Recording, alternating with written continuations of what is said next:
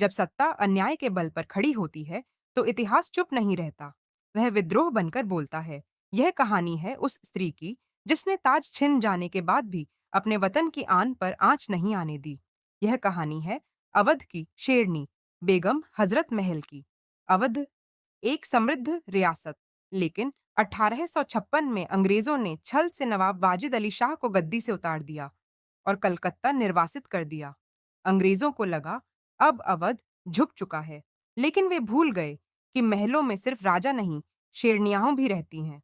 बेगम हजरत महल ने आंसू नहीं बहाए। उन्होंने निर्णय लिया। उन्होंने कहा, अगर ताज नहीं रहा तो मैं ही रणभूमि बनूंगी।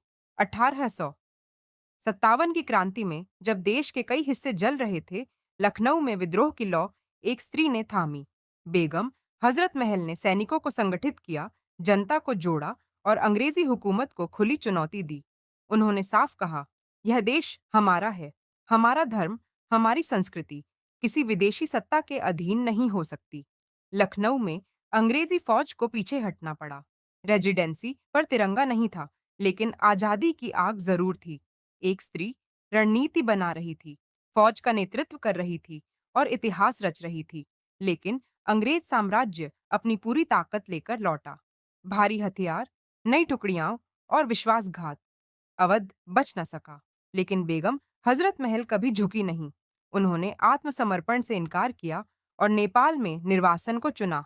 वहां गुमनामी में एक शेरनी ने अपनी आखिरी सांस ली।